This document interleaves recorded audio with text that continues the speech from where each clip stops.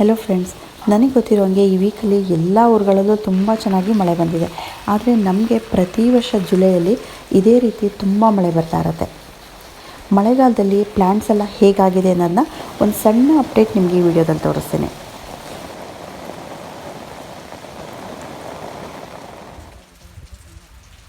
ತುಂಬ ಪ್ಲ್ಯಾಂಟ್ಸ್ಗೆ ಮಳೆಗಾಲ ಬಂದರೆ ತುಂಬ ಖುಷಿಯಾಗುತ್ತೆ. ಆದರೆ ಕೆಲವು ಪ್ಲ್ಯಾಂಟ್ಸು ಕ್ಯಾಕ್ಟಸ್ ಆಗಿರ್ಬೋದು, ಸಕ್ಯುಲೆಂಟ್ಸು, ಜಿರೇನಿಯಮ್ಮು ಈ ರೀತಿ ಪ್ಲ್ಯಾಂಟ್ಸ್ಗಳಿಗೆ ಮಾತ್ರ ಮಳೆ ಅಂದರೆ ಇಷ್ಟ ಆಗಲ್ಲ.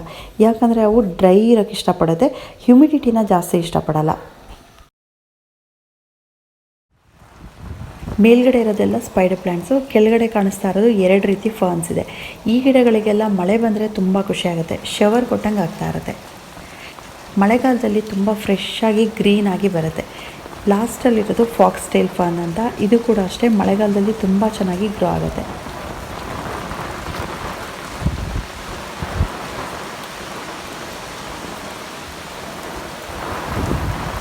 ಈ ಸ್ಪೈಡರ್ ಪ್ಲ್ಯಾಂಟ್ಸು ಮಳೆಗಾಲದಲ್ಲಿ ತುಂಬ ಚೆನ್ನಾಗಿ ಗ್ರೋ ಆಗುತ್ತೆ. ಅದರಲ್ಲಿ ಚಿಕ್ಕ ಚಿಕ್ಕ ಬೇಬಿ ಪ್ಲ್ಯಾಂಟ್ಸ್ ಪಪ್ಸ್ ಬಂದಿರೋದು ನಿಮಗೆ ಕಾಣಿಸ್ತಾ ಇದೆ ಅಲ್ವಾ. ಮಳೆ ನೀರಲ್ಲಿ ನೈಟ್ರೋಜನ್ ಮತ್ತು ಮಿನರಲ್ಸ್ ಜಾಸ್ತಿ ಇರುತ್ತೆ. ರೂಟ್ಸ್ ಇದನ್ನು ಚೆನ್ನಾಗಿ ಅಬ್ಸರ್ವ್ ಮಾಡ್ಕೊಳ್ಳೋದ್ರಿಂದ ತುಂಬ ಬೇಗ ಗ್ರೋತ್ ಆಗುತ್ತೆ. ಇವಾಗ ನೀವು ನೋಡ್ತಾ ಇದ್ದೀರಲ್ಲ, ಇದನ್ನು ಹ್ಯಾಂಗಿಂಗ್ ಪಾಟಲ್ಲಿ ಕೂಡ ಬೆಳೆಸ್ಬೋದು, ನೆಲದ ಮೇಲೆ ಪಾಟಲ್ಲಿ ಕೂಡ ಬೆಳೆಸ್ಬೋದು. ಬರೀ ಎಲೆನೇ ಇರುತ್ತೆ ಇದರಲ್ಲಿ. ಮಳೆ ಬಂದಾಗ ತುಂಬ ಚೆನ್ನಾಗಿ ಕಾಣಿಸುತ್ತೆ. ಯಾವ ಗಿಡಗಳನ್ನ ಬರೀ ಎಲೆಗಳಿಗೋಸ್ಕರ ಬೆಳೆಸ್ತೀವಿ, ಈ ಫಾಲಿಯೇಜ್ ಪ್ಲ್ಯಾಂಟ್ಸ್ ಅಂತ ಹೇಳ್ತೀವಿ, ಇಂಥ ಗಿಡಗಳಿಗೆ ನೈಟ್ರೋಜನ್ ಜಾಸ್ತಿ ಇದ್ದರೆ ಎಲೆಗಳು ಫ್ರೆಶ್ ಆಗಿ ಗ್ರೀನ್ ಆಗಿರುತ್ತೆ. ಮಳೆ ನೀರಲ್ಲಿ ನೈಟ್ರೋಜನ್ ಜಾಸ್ತಿ ಇರೋದ್ರಿಂದ ಈ ಫಾಲಿಯೇಜ್ ಪ್ಲ್ಯಾಂಟ್ಸ್ ಎಲ್ಲ ಇವಾಗ ತುಂಬ ಚೆನ್ನಾಗಿ ಗ್ರೋತ್ ಆಗುತ್ತೆ.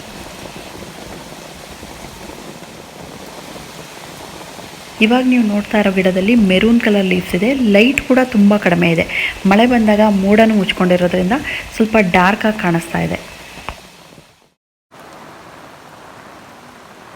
ಇದು ಅರೇಕಾ ಪಾಮ್. ಇದರಲ್ಲಿ ಎಲ್ಲೋ ಕಾಣಿಸ್ತಾ ಇದೆಯಲ್ಲ, ಅದೆಲ್ಲ ಸಮ್ಮರಲ್ಲಿ ಬಿಸಿಲು ಜಾಸ್ತಿಯಾಗಿ ಎಲ್ಲ ಬರ್ನ್ ಆಗಿತ್ತು. ಇವಾಗ ಪುನಃ ಎಲ್ಲ ಗ್ರೀನ್ ಆಗ್ತಾ ಇದೆ. ಎಲ್ಲ ರೀತಿ ಪಾಮ್ ಪ್ಲ್ಯಾಂಟ್ಸು ಈ ಮಳೆಗೆ ಗ್ರೀನ್ ಆಗಿ ಫ್ರೆಶ್ ಆಗಿ ಕಾಣಿಸುತ್ತೆ.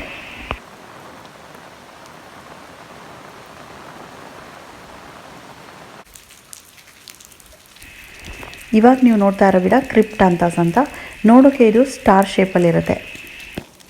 ಈ ಬ್ರೊಮೇಲಿಯಾಡ್ಸು, ಪೈನಾಪಲ್ ಮತ್ತು ಇವಾಗ ತೋರಿಸ್ತಾ ಇದ್ದೀನಲ್ಲ ಕ್ರಿಪ್ಟಾಂಥಸ್ ಅಂತ, ಇದೆಲ್ಲ 3 ಒಂದೇ ಫ್ಯಾಮಿಲಿಗೆ ಸೇರುತ್ತೆ.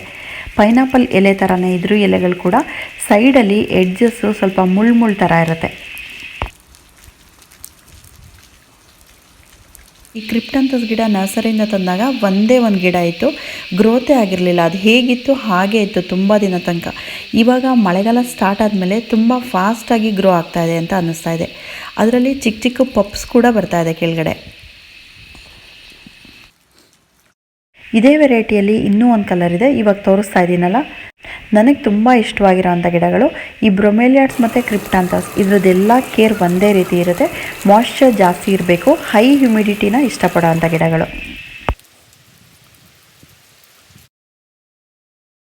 ಮಳೆಗಾಲ ಸ್ಟಾರ್ಟ್ ಆದ ತಕ್ಷಣ ಡೇಲಿಯಾದಲ್ಲೂ ಹೂ ಬರೋಕ್ಕೆ ಸ್ಟಾರ್ಟ್ ಆಗುತ್ತೆ. ನನಗೆ ಕಮೆಂಟ್ಸಲ್ಲಿ ತುಂಬ ಜನ ಕೇಳ್ತಾನೆ ಇರ್ತೀರಾ, ಈ ಡೇಲಿಯಾದ ಬಲ್ಬ್ಸ್ ಎಲ್ಲಿ ಸಿಗುತ್ತೆ ಅಂತ. ನಾನು ಈ ವರ್ಷ ತೊಗೊಳಕ್ಕೆ ಹೋಗಿಲ್ಲ, ಇದೆಲ್ಲ ಹಳೆ ಗಿಡಗಳೇನೆ. ಲಾಸ್ಟ್ ಇಯರ್ ನನ್ನ ವೀಡಿಯೋದಲ್ಲಿ ತೋರಿಸಿದ್ದೀನಲ್ಲ, ಅದೇ ಗಿಡಗಳು. ನಾವು ಡೇಲಿಯಾನ ನೆಲದ ಮೇಲೆ ಹಾಕೋದ್ರಿಂದ ಅದಕ್ಕೆ ಜಾಸ್ತಿ ಕೇರ್ ತೊಗೊಳಕ್ಕೆ ಹೋಗಲ್ಲ. ಬಲ್ಬ್ಸ್ ನೆಲದಲ್ಲೇ ಇರುತ್ತೆ. ಪ್ರತಿ ವರ್ಷ ಮಳೆಗಾಲ ಸ್ಟಾರ್ಟ್ ಆದ ತಕ್ಷಣ ಗಿಡ ಚಿಗುರು ಬಂದು ಅದರಲ್ಲೇ ಹೂ ಬಿಡೋಕ್ಕೆ ಸ್ಟಾರ್ಟ್ ಆಗುತ್ತೆ.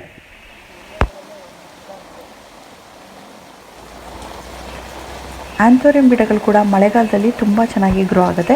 ಇದು ಕೂಡ ತುಂಬ ಹೈ ಹ್ಯುಮಿಡಿಟಿನ ಇಷ್ಟಪಡೋ ಅಂಥ ಗಿಡಗಳು. ಎಲೆಗಳ ಮೇಲೆ ಶವರ್ ಥರ ನೀರು ಬೀಳ್ತಾ ಇದ್ದರೆ ಈ ಗಿಡಗಳಿಗೆ ತುಂಬ ಇಷ್ಟ ಆಗುತ್ತೆ.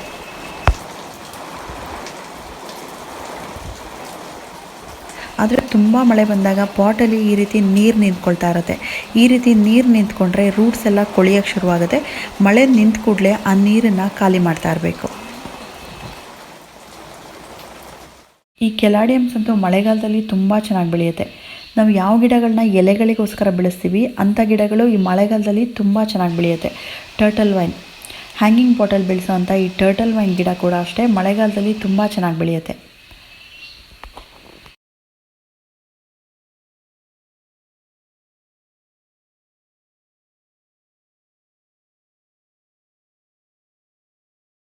ಈ ಟರ್ಟಲ್ ವೈನ್ ಸೆಮಿ ಶೇಡಲ್ಲೇ ತುಂಬ ಚೆನ್ನಾಗಿ ಬೆಳೆಯೋದು.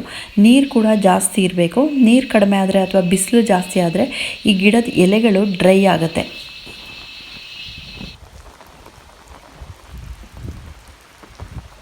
ಈ ಹೂವನ್ನ ನಾವು ಗೌರಿ ಹೂವು ಅಂತ ಹೇಳ್ತೀವಿ. ಫ್ಲೇಮ್ ಲಿಲ್ಲಿ ಅಂತ ಅದರ ಹೆಸರು.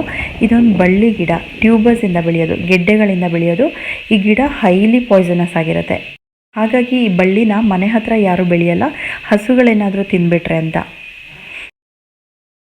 ಆದರೆ ಸಿಟಿನಲ್ಲೆಲ್ಲ ಈ ಹೂ ತುಂಬ ಚೆನ್ನಾಗಿರುತ್ತೆ ಅಂತ ಪಾಟ್ಗಳಲ್ಲಿ ಕೂಡ ಬೆಳೆಸ್ತಾರೆ.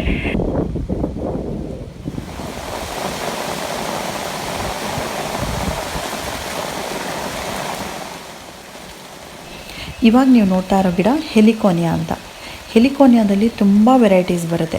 ಅದರಲ್ಲಿ ಕೆಲವು ಪಾರ್ಷಲ್ ಶೇಡಲ್ಲಿ ಬೆಳೆಯುತ್ತೆ, ಕೆಲವು ಪೂರ್ತಿ ಬಿಸಿಲಲ್ಲಿ ಬೆಳೆಯುತ್ತೆ. ಅದ್ರ ಎಲೆಗಳು ಬಾಳೆ ಎಲೆ ಥರ ಸ್ವಲ್ಪ ದಪ್ಪ ಇರುತ್ತೆ.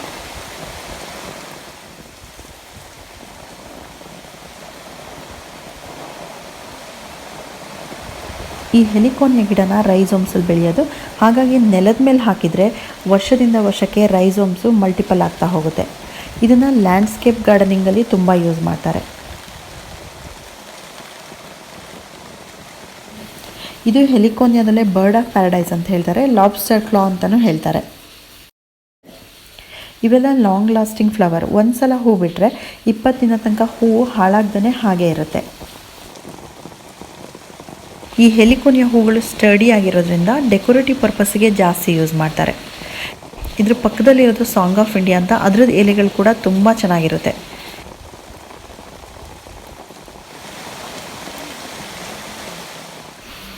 ಇವಾಗ ನೀವು ನೋಡ್ತಾ ಇರೋದು ಜಿಂಜರ್ ಲಿಲ್ಲಿ ಅಂತ. ಇದು ಕೂಡ ರೈಸೋಮ್ಸಲ್ಲೇ ಬೆಳೆಯುವಂಥದ್ದು. ಮಳೆಗಾಲದಲ್ಲಿ ತುಂಬ ಚೆನ್ನಾಗಿ ಗ್ರೋ ಆಗುತ್ತೆ. ಇದಕ್ಕೆ ನೀರು ಜಾಸ್ತಿ ಬೇಕು. ಅದ್ರ ಗಿಡ ನೋಡೋಕ್ಕೆ ಏಲಕ್ಕಿ ಗಿಡ ಇದ್ದಂಗಿರುತ್ತೆ. ಅದ್ರ ಹೂ ಕೂಡ ತುಂಬ ಚೆನ್ನಾಗಿರುತ್ತೆ, ತುಂಬ ದಿನ ತನಕ ಇರುತ್ತೆ.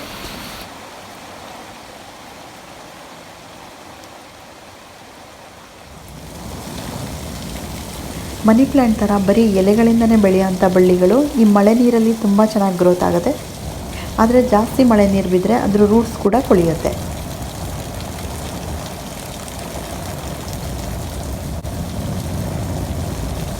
ಮಳೆ ನೀರಲ್ಲಿ ಇಷ್ಟೊಂದು ಅಡ್ವಾಂಟೇಜಸ್ ಮತ್ತು ನ್ಯೂಟ್ರಿಯೆಂಟ್ಸ್ ಇರೋದ್ರಿಂದ ನಾವು ಬೇರೆ ಪಾಟ್ಗಳಿಗೆ, ಅಂದರೆ ಮಳೆ ನೀರು ಬೀಳದೇ ಇರೋ ಕಡೆ ನಾವು ಪಾಟ್ಗಳನ್ನ ಇಟ್ಟಿರ್ತೀವಲ್ಲ, ಆ ಪಾಟ್ಗಳಿಗೆ ಕೂಡ ಟ್ಯಾಪ್ ವಾಟ್ರನ್ನ ಹಾಕೋ ಬದಲು ಮಳೆ ನೀರನ್ನೇ ಕಲೆಕ್ಟ್ ಮಾಡಿಬಿಟ್ಟು ಹಾಕಿದರೆ ಒಳ್ಳೆಯದು. ಮಳೆಗಾಲದಲ್ಲಿ ಗಿಡಗಳಿಗೆ ಅಡ್ವಾಂಟೇಜಸ್ ಎಷ್ಟಿರುತ್ತೋ ಅಷ್ಟೇ ಡಿಸ್ಅಡ್ವಾಂಟೇಜಸ್ ಕೂಡ ಇರುತ್ತೆ. ಯಾಕಂದರೆ ಮಳೆಗಾಲದಲ್ಲಿ ಸನ್ಲೈಟ್ ಇರಲ್ಲ. ಹೂ ಬಿಡಬೇಕು ಅಂದರೆ ಸನ್ಲೈಟ್ ಇರಲೇಬೇಕು. ಮಳೆಗಾಲದಲ್ಲಿ ಮೋಡ ಜಾಸ್ತಿ ಇರೋದ್ರಿಂದ ಎಲ್ಲೋ ಒಂದೊಂದು ಗಿಡದಲ್ಲಷ್ಟೇ ಹೂ ಬಿಡುತ್ತೆ, ಬೇರೆ ಯಾವ ಗಿಡದಲ್ಲೂ ಹೂ ಬರಲ್ಲ. ವಾಟರ್ ಲಿಲೀಸ್ ನೋಡ್ತಾ ಇದ್ದೀರಲ್ಲ, ಒಂದೇ ಒಂದು ಗಿಡದಲ್ಲಿ ಹೂ ಬರಲ್ಲ. ಎಲೆಗಳು ಕೂಡ ತುಂಬ ಕಡಿಮೆ ಆಗುತ್ತೆ. ಮಳೆಗಾಲದಲ್ಲಿ ವಾಟರ್ ಲಿಲೀಸ್ ಗಿಡಗಳನ್ನ ನೋಡೋಕ್ಕೆ ಬೇಜಾರಾಗುತ್ತೆ. ಯಾವಾಗಲೂ ಮಳೆ ಬರ್ತಾ ಇದ್ದರೆ ಪಾಟಲ್ಲೆಲ್ಲ ಈ ರೀತಿ ಕಳೆ ಬೆಳ್ಕೊಂಡ್ಬಿಟ್ಟಿರುತ್ತೆ.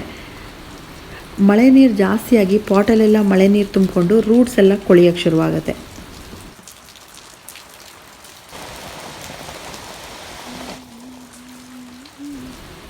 ಇವಾಗ ನೀವು ನೋಡ್ತಾ ಇದ್ದೀರಲ್ಲ, ಇದು ಮಾರ್ನಿಂಗ್ ಗ್ಲೋರಿ ನಾನು ಯಾವಾಗಲೂ ತೋರಿಸ್ತಾ ಇರ್ತೀನಲ್ಲ, ಇದರಲ್ಲಿ ಕೂಡ ಈ ರೀತಿ ಮಳೆ ನೀರು ನಿಂತ್ಕೊಂಡ್ಬಿಟ್ಟಿರುತ್ತೆ.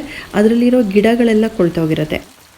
ಅದನ್ನೆಲ್ಲ ಇವಾಗ ಮಳೆ ನಿಂತ ಮೇಲೆ ಹೊಸದಾಗಿ ನಾವು ರೆಡಿ ಮಾಡ್ಕೋಬೇಕು. ಸೊ ಫ್ರೆಂಡ್ಸ್, ಸೀಸನ್ ಚೇಂಜ್ ಆಗ್ತಾ ಇದ್ದಂಗೆ ಪ್ರತಿ ಗಿಡಕ್ಕೂ ಮೈನಸ್ ಪಾಯಿಂಟ್ಸ್ ಮತ್ತು ಪ್ಲಸ್ ಪಾಯಿಂಟ್ಸ್ ಇದ್ದೇ ಇರುತ್ತೆ. ನಾವು ಅದನ್ನು ತಿಳ್ಕೊಂಡು ಮೇಂಟೈನ್ ಮಾಡಬೇಕಾಗತ್ತೆ. ಲಾಸ್ಟಲ್ಲಿ ಮಾಸ್ ರೋಸ್ ಗಿಡಗಳನ್ನ ತೋರಿಸ್ತಾ ಇದ್ದೀನಿ. ನಾನು ಅನ್ಬಾಕ್ಸಿಂಗ್ ವಿಡಿಯೋ ಮಾಡಿದ್ನಲ್ಲ, ಅದರದ್ದು ಅಪ್ಡೇಟ್ ತೋರಿಸಿ ಅಂತ ಸುಮಾರು ಜನ ಕಮೆಂಟ್ ಮಾಡಿ ಕೇಳಿದರು. ಹಾಗಾಗಿ ಲಾಸ್ಟಲ್ಲಿ ಮಾಸ್ ರೋಸ್ ಅಪ್ಡೇಟ್ ಹಾಕ್ತಾ ಇದ್ದೀನಿ. Thank you for watching.